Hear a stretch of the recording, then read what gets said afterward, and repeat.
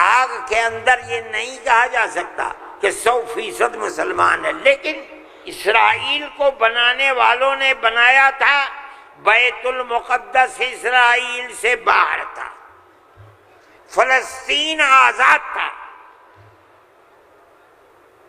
اسرائیل نے امریکہ کی مدد سے اور یورپ کی مدد سے بیت المقدس کو، فلسطین کو، تمام فلسطین کے اوپر زبردستی حملہ کر کے فلسطینیوں کو غلام بنایا اور اپنے اندر داخل کر دیا۔ اس آگ کے اندر یہ نہیں کہا جا سکتا کہ 100% مسلمان ہے، لیکن 95% مسلمانوں کے گھر گرائے جا رہے ہیں۔ سارے ہندوستان میں جمعیت علماء ہند سپریم کورٹ میں گئی اور ہم نے جا کر کے یہ بات رکھی، تحریک چلتی رہی، ہم نے یہ بات کہی کہ یہ کیسے ہو سکتا ہے جس گھر کو ماں باپ نے بنایا، اس گھر کے اندر ایک لڑکے نے کوئی کام ایسا کر دیا کہ جو کام گورنمنٹ کے خلاف ہے، آپ کی سیاست کے خلاف ہے، آپ اس مکان کو بلڈوزر چلا کر گرا دیں، وہ ماں باپ کہاں جائیں گے بوڑھے؟ اس کی بیوی بچے کہاں جائیں گے؟ اس کی بہن بھائی کہاں جائیں گی؟ اس کی اولاد کہاں جائے گی؟ بھئی آپ اس کو پکڑ کر کے جیل میں ڈالیے، یہ اپنی زندگی کو صاف دکھلانے کے لیے مقدمہ لڑے گا، آپ اس کے گھر کو کیسے گرا سکتے ہیں؟ مگر یہ بات کسی کی سمجھ میں نہیں آتی تھی۔ ہم اللہ کا شکر ادا کرتے ہیں کہ ہماری اس آواز کو اللہ نے قبول فرمایا، اور اس طرح قبول فرمایا کہ اب کون مائی کا لال ہے، ذرا گھر کا توڑ کے تو دکھلائے۔ نعرہ تکبیر، جمعیت علماء ہند، مولانا ارشد مدنی۔ میرے بھائی، یہ فیصلہ دینے والے مسلمان نہیں تھے، مدرسے کے پڑھے ہوئے نہیں تھے،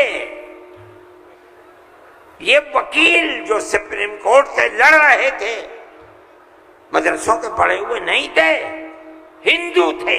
اس کا مطلب ہے کہ ملک کے اندر آج بھی لاکھوں نہیں کروڑوں ہندو ہیں جو مذہب سے اوپر اٹھ کر دکھ سکھ میں ایک دوسرے کے ساتھ شریک رہنا چاہتے ہیں۔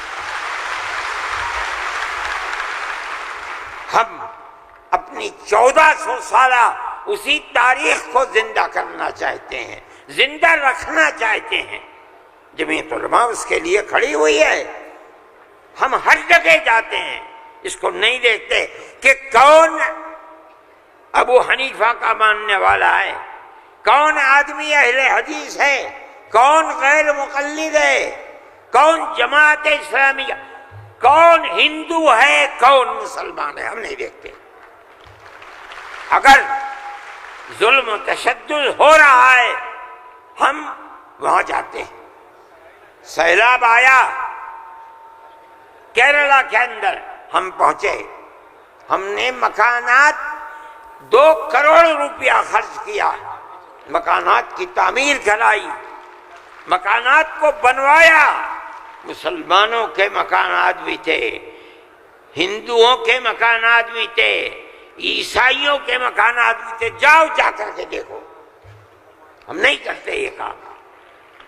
بنگال کے اندر سیلاب آیا، لاکھوں آدمی اجڑ گئے، ہم نے وہاں کیمپ لگائے، ایک ایک کیمپ میں 2700 صبح 2700 دوپہر میں کھانا کھاتے تھے۔ کوئی تمیز نہیں کون ہندو ہے کون مسلمان، جو مصیبت کا شکار ہے آئے ہمارے دسترخوان کے اوپر کھانا کھائے، یہ ہمارا کردار ہے۔ میرے بھائی، ان تمام چیزوں کو سمجھنا چاہیے۔ یہ مجھے آج حیرت ہوتی ہے، وزیر اعظم کا خطاب سن کر مجھے حیرت ہوئی۔ ایسا لگتا ہے کہ جسے پڑھ لکھ کر کے نہیں، خواہ بخواہ بول دیے۔ چیف منسٹر کے خطاب کو آج میں نے سنا، میں نہیں سنتا ہوں دادا، مجھے فرصت ہی نہیں ملتی پڑھنے پڑھانے سے، میں کہاں سے سنوں گا؟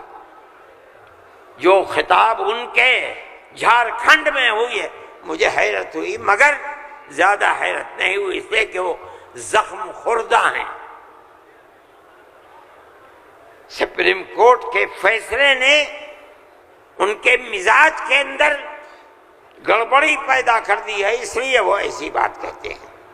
سب لوگ اسی ملک کے رہنے والے ہیں، جو اس ملک کا ہے اس کو مکمل اختیار ہے۔ دستور ہماری بنیاد ہے، ہم اس دستور کو زندہ رکھنا چاہتے ہیں۔ اگر کوئی اس دستور کے خلاف جائے گا، ہم کورٹ میں گئے، بار بار گئے، ہمیں سپریم کورٹ سے پورا حق ملا ہے، ہم اللہ کا شکر ادا کرتے ہیں۔ ہمیں حق دینے والے مسلمان نہیں ہیں۔ 100% سپریم کورٹ کے جج جہاں ہمارے فیصلے گئے وہ ہندو تھے، ہندوؤں نے فیصلے کیے ہیں۔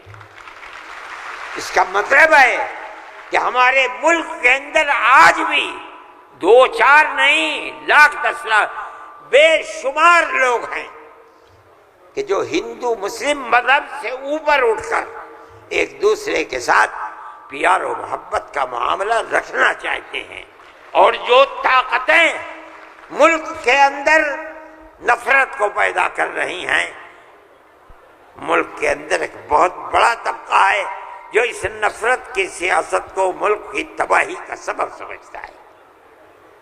جمعیت علماء کی یہ تحریک ہے، ہم اسی لیے آپ کے پاس آئے۔ ہم وقف بل کو ایک مذہبی مسئلہ سمجھتے ہیں، آپ اس بات کو سمجھیے۔ لوگ نہیں کہتے، میں تو سچ بات کہہ دیتا ہوں، آپ کے اس صوبے کی حکومت وہ بیساکھی ہے جس کے اوپر مرکزی حکومت ٹکی ہوئی ہے، یہ بھی اس کے اندر شریک ہے۔ وہ کہتے ہیں کہ ہم مسلمانوں کو کوئی تکلیف نہیں پہنچنے دیں گے۔ میں نے جو بات کہی ہے اسی لیے کہ یہ آواز ان تک پہنچے کہ وقف کو زندہ رکھنا یہ ہمارا مذہبی فریضہ ہے، ہمارا مذہب ہے وقف۔ اگر آپ اس کی تائید کریں گے تو مسلمان خود فیصلہ کرے کہ آپ کی گورنمنٹ آپ کے مذہب کو زندہ رکھنا چاہتی ہے یا آگ لگانا چاہتی ہے۔ جمعیت علماء ہند زندہ باد، مولانا ارشد مدنی نعرہ تکبیر، اللہ اکبر، ارشد مدنی قدم بڑھاؤ، تمہارے ساتھ ہیں، جمعیت علماء ہند زندہ باد۔ میرے بھائی، تیسرا مسئلہ مدرسوں کا مسئلہ ہے۔ مدرسے 2 طرح کے ہیں، ایک وہ مدرسے ہیں جو گورنمنٹ سے امداد لیتے ہیں، ایک وہ مدرسے ہیں جو گورنمنٹ سے 1 پیسہ بھی نہیں لیتے۔ ہم پہلے سے کہتے تھے، لوگوں سے بلاتے تھے کہ پیسہ مت لو۔ یہ ہو نہیں سکتا کہ گورنمنٹ دے اور تم سے لینا، یہ نہیں ہو سکتا۔ آج سے تقریباً 15-20 سال پہلے دلی کے اندر ایک میٹنگ بلائی، بہار کے لوگ بھی اس وقت گورنمنٹ میں تھے، یہ بھی تھے، اور وہ یہ تھی کہ مدرسے والوں کو ہم پیسہ دیں گے۔ سب نے منع کر دیا کہ ہم نہیں جائیں گے۔ میں نے یہ سوچا کہ مجھے جانا چاہیے، چنانچہ میں چلا گیا وہاں۔ انہوں نے مجھے اسٹیج پر بنا لیا، اس کے اندر بڑے بڑے وزراء بیٹھے ہوئے تھے، ارجن سنگھ بھی تھے اور دوسرے لوگ تھے۔ وہاں تقریر کرنے والوں نے تقریر کی مدرسوں کے خلاف، میں خاموش بیٹھا رہا۔ اس کے بعد مجھ کو کہا کہ آپ بولیں. میں نے ان سے کہا کہ آپ نہیں جانتے کہ مدرسوں کا کردار کیا ہے. میں آپ کو بتاتا ہوں.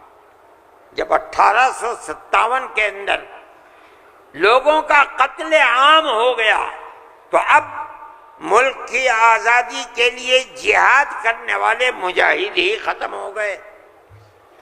جن لوگوں نے جہاد کیا تھا وہ جیل میں پکڑے گئے. جب عام معافی کا اعلان ہوا تو علماء نکلے اور سر جوڑ کر بیٹھے. 57 میں جہاد ہوا تھا. ٹھیک 9 سال کے بعد 1866 میں دارالعلوم کی بنیاد رکھی. کیوں؟ اب مجاہد زندہ نہیں رہے. دارالعلوم میں جنگ آزادی کے لیے مجاہدین کی فیکٹری بنانی تھی. وہ ہے دارالعلوم دیوبند. مدارس اسلامیہ زندہ باد، جمعیت علماء ہند زندہ باد، نعرہ تکبیر، اللہ اکبر، مدارس اسلامیہ. اللہ اکبر. اس فیکٹری سے بڑے بڑے ہزاروں مدرسے بن گئے.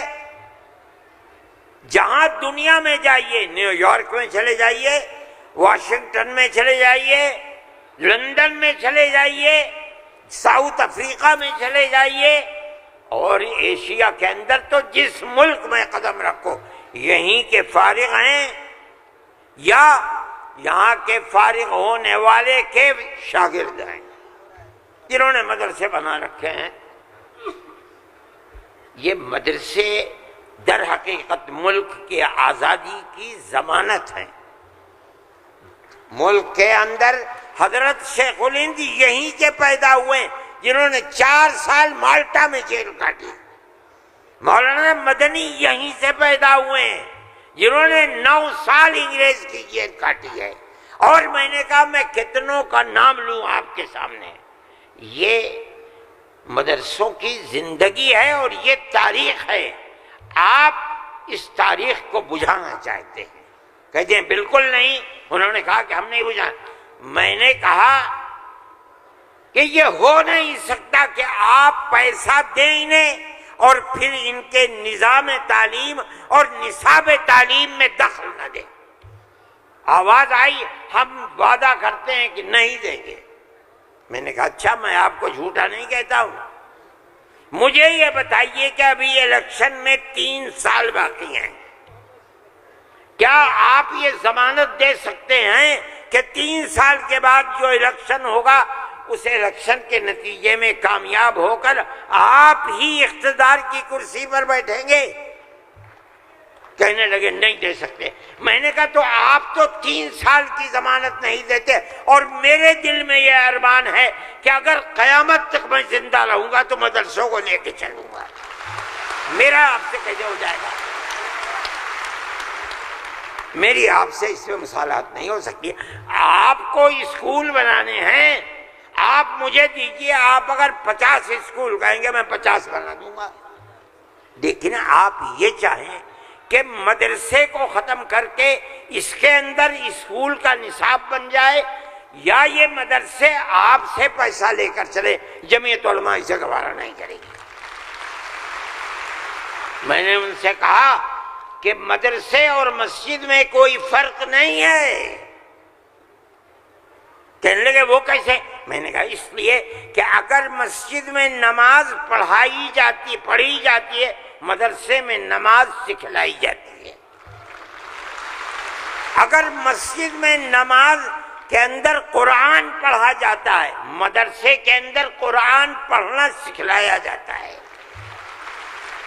کیسے دونوں الگ ہو جائیں گے؟ یہ دونوں ایک دوسرے کے ساتھ ہیں. جیسے ہم مسجد اپنی خود بناتے ہیں، چاہے ایک چھپر ڈال کر کے بنائیں، اسی طرح ہم مدرسے میں بھی آپ سے کوئی مساعدت لینا ہم نہیں گوارا کرتے. اچھا میں یہ کہہ کر کے بیٹھ گیا. صدیقی صاحب جن کو گورنمنٹ نے بنایا تھا اسکولوں کو ان کا اقلیتی کردار دینے کے لیے، وہ میرے برابر بیٹھے تھے. وہ بھی اس اجتماع کو بلانے والے تھے.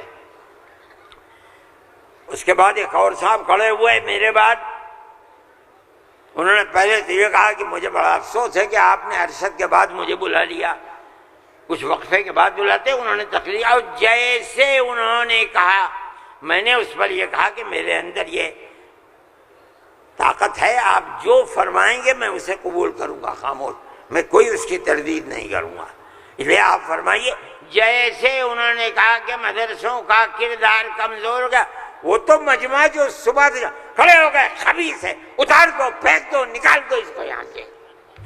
جب آگ لگنے لگی تو میں نے صدیقی صاحب سے کہا، اچھا صدیقی صاحب میں تو جا رہا ہوں. صدیقی صاحب نے مجھے پکڑیا، بھائی خدا کے لیے بیٹھ جاؤ، یہ مجمع ہمارے قابو میں نہیں آئے گا. تو میں نے ان لوگوں سے کہا کہ بھائی کیا بات ہے، کیوں آخر گھبرا رہے؟ ایک بات ہے، آپ کی مرضی کے مطابق ہے آپ قبول کیجئے، نہ مرضی کے مطابق ہے آپ نہ قبول، لیکن اس اجلاس کے اندر یہاں کیوں شور بچاتے ہو؟ خیر وہ لوگ بیٹھ گئے. جب ہو گیا تو میں اٹھ کے بھاگ گیا. کانگریس گورنمنٹ کی جو بالکل آخری شخصیت تھی، انہوں نے کہا کہ بھائی سونیا جی صدر تھیں، انہوں نے کہا کہ آپ نے کیا کر دیا، میں پہلے منع کرتی تھی کہ اس مسئلے کو نہ چھوڑو، بند کر دو اس کو، جو مدرسہ بند ہو گیا. آج بھی یہی مصیبت تھی.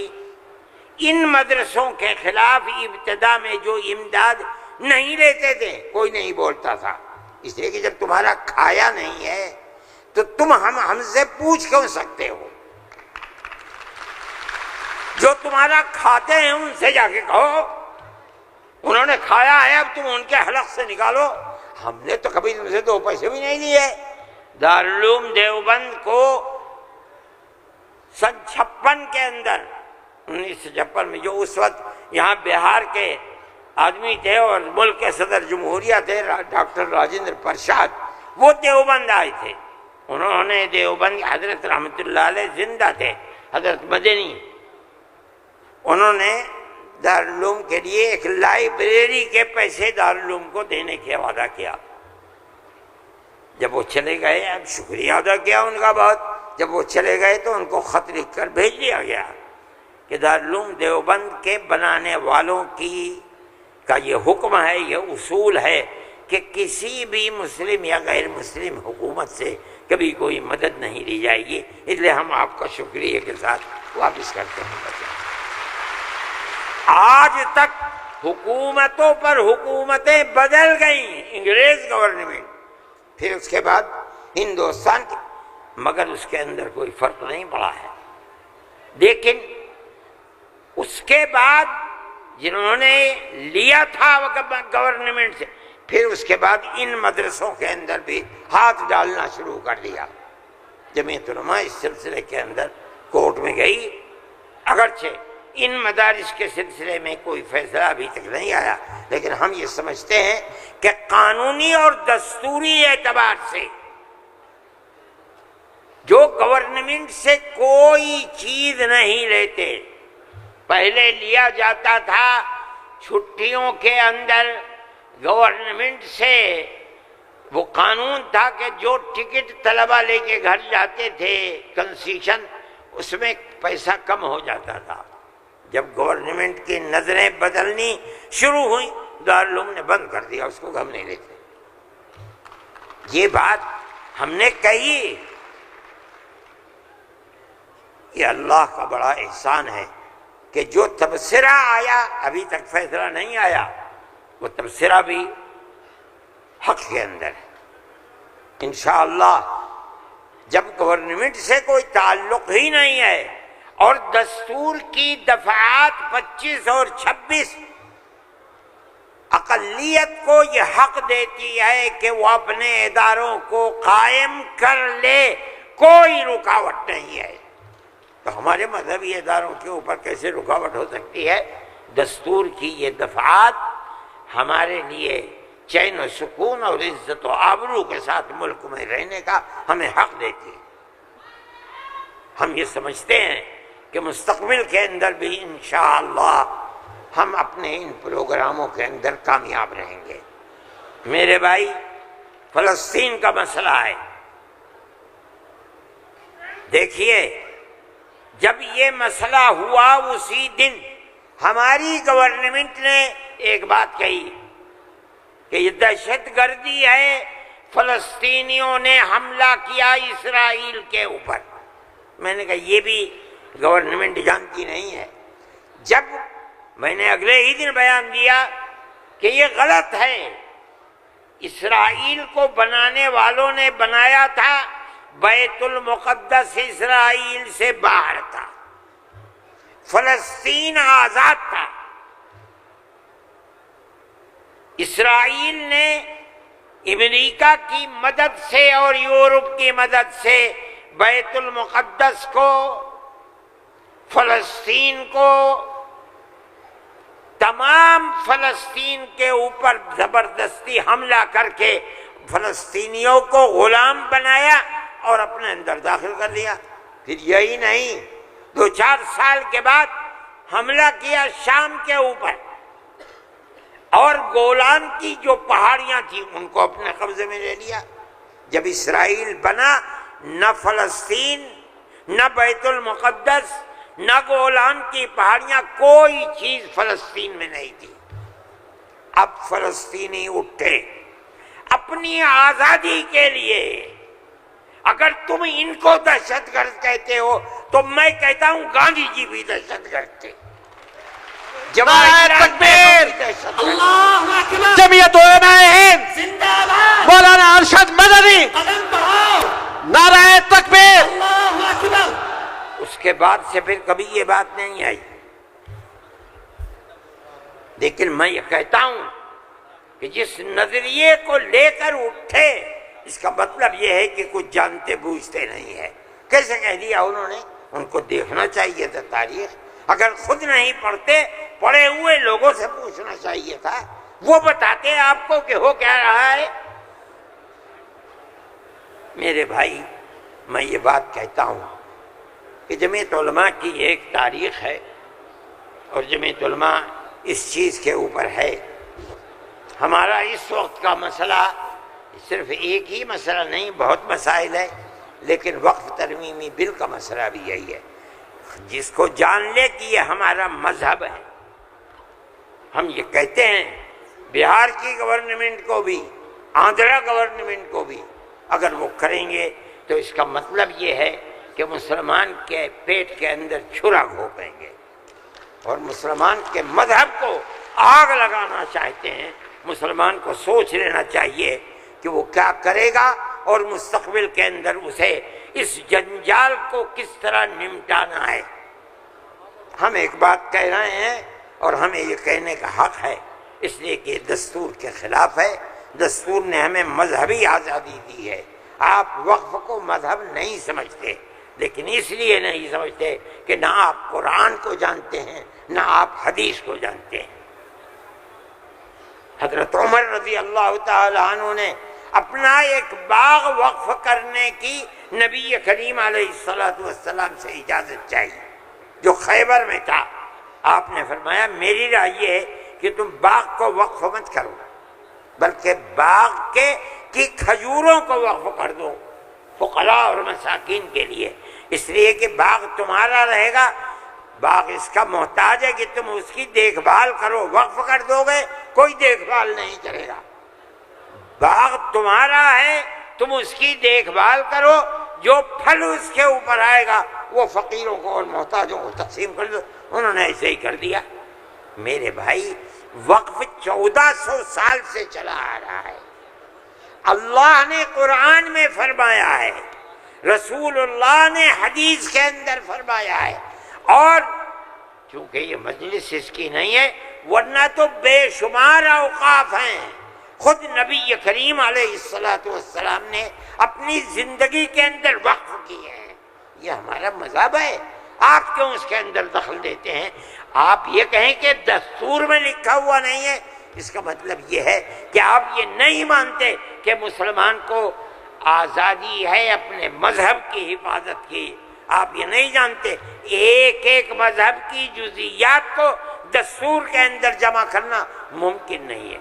مذہب اسلام تو آدمی کے پیدا ہونے سے پہلے موت کے بعد تک قبر کے اندر جو صورتحال ہوتی ہے، اسلام اس سب کو اپنے احاطے میں لیے ہوئے، آپ کے دستور میں کتنی گنجائش ہوگی اس کی، یہ بات کہہ دیا کہ ہمیں اپنے مذہب پر چلنے اور اپنانے کا حق ہے، اسے زندہ رہنے کا حق ہے، ہم یہ بات کہہ رہے ہیں، ہم نہیں چاہتے کہ کوئی دوسرا اس کے اندر دخل اندازی کرے۔ میرے بھائی، میں نے یہ بات کہی اور میں نہیں سمجھتا ہوں کہ اس سے زائد مجھے کوئی بات کہنی چاہیے، اس لیے میں آپ حضرات سے کہ تشریف آوری کا شکریہ ادا کرتا ہوں۔ میں اس ہال کے اندر 1-2 مرتبہ پہلے بھی آ چکا ہوں، مگر میں نے کبھی مسلمانوں کا اتنا بڑا مجمع یہاں نہیں دیکھا۔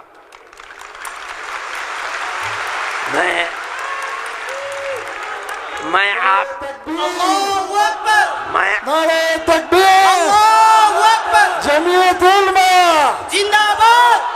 میں آپ حضرات کا شکریہ ادا کرتا ہوں اس لیے کہ یہ سب جگہ شہرت تھی کہ اس اجلاس کا مقصد وقف ترمیمی بل کی مخالفت ہے۔